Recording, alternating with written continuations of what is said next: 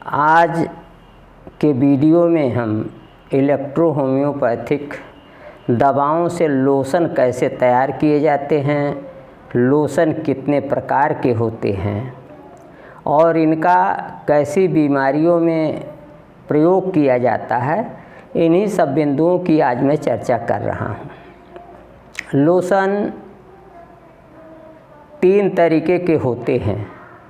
पहला है strong lotion, दूसरा है मिल्ड लोशन और तीसरा है वेरी मिल्ड लोशन।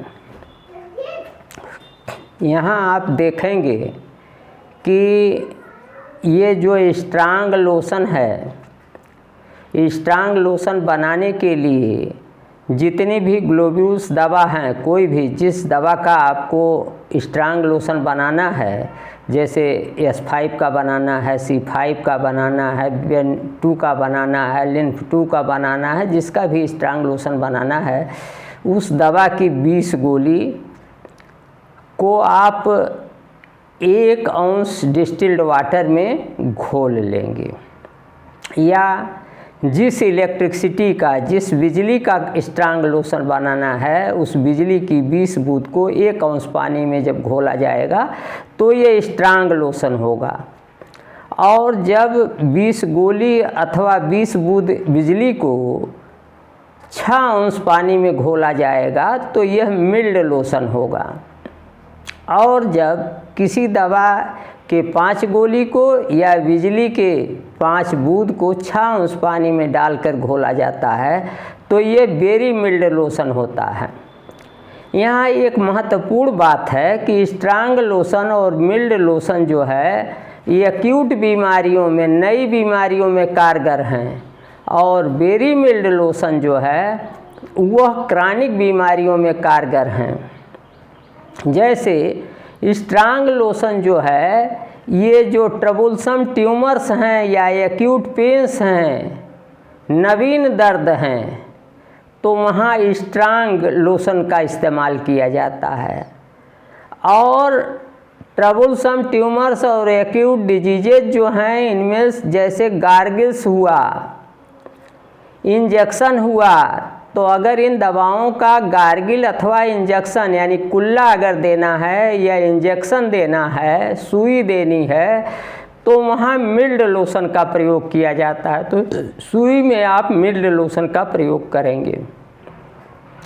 इसी तरीके से जो वेरी मिल्ड लोशन है, ये वेरी क्रॉनिक डिजीजेज में प्रयोग किया जाता है। जैसे S5 का वेरी मिल्ड लोशन अगर है तो पुराने पील पाँव में, इलेफेंटाइटिस में, जो पैर मोटा हो जाता है उसमें, क्रॉनिक हार्ट डिजीज हो यानी दिल की पुरानी बीमारी हो, तो वहाँ भी वेरी मिल्ड लोशन प्रयोग किया जाता है। तो इस तरीके से संक्षेप में बात यह हुई कि स्ट्रांग लोशन बनाने के लिए 20 इलेक्ट्रो होम्योपैथिक दवा के ग्लोब्यूल्स की 20 गोली अथवा बिजली की 20 बूंद को 1 औंस पानी में घोलने पर स्ट्रांग लोशन तैयार होता है।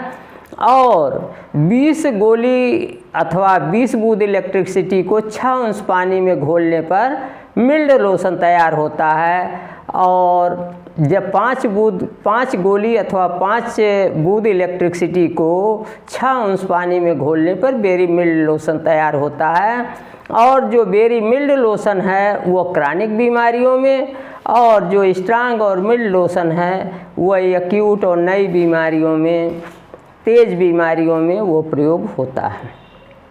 तो यहाँ सबसे महत्वपूर्ण बात है कि कैसे, यदि कोई पुराना रोग है तो ऐसा नहीं कि उसमें आप स्ट्रांग लोशन देंगे तो फ़ायदा करेगा, ज़्यादा से डोज बढ़ा देंगे एक्सटर्नल एप्लीकेशन में, बाह्य प्रयोग में, तो फ़ायदा नहीं करेगा। यहाँ वेरी मिल्ड लोशन की ज़रूरत है। ऐसे इंजेक्शन में आप दवा की मात्रा बढ़ा देंगे, मान लीजिए आपको WE का इंजेक्शन देना है तो वहाँ आप WE ही बढ़ा देंगे तो उससे कोई बहुत फ़ायदा नहीं होने वाला है।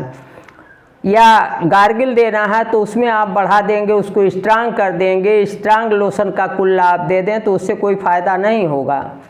तो इस तरीके से आपने देखा कि इलेक्ट्रो होम्योपैथी में लोशन 3 तरीके के होते हैं, स्ट्रांग, मिल्ड और वेरी मिल्ड। और उनको बनाने का तरीका मैंने बताया, और कैसी बीमारियों में, नई या पुरानी बीमारियों में कहाँ प्रयोग किया जाता है इसको मैंने बताया।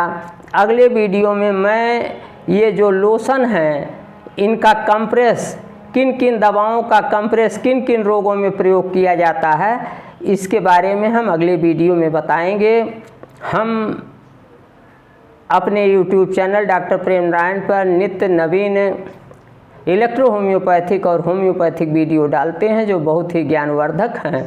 और यदि आपने अभी तक मेरा YouTube चैनल सब्सक्राइब नहीं किया है तो आज ही आप सब्सक्राइब कर लें, ताकि नई नई जानकारी, नई नई अपडेट मिलती रहे और आप इलेक्ट्रो होम्योपैथी और होम्योपैथी के प्रचार प्रसार में हमारे YouTube चैनल डॉक्टर प्रेम नारायण के सहभागी बने, सारथी बने, सहयोगी बने। आज के वीडियो में इतना ही, अगले वीडियो में फिर मिलेंगे। नमस्कार, मैं डॉक्टर प्रेम नारायण।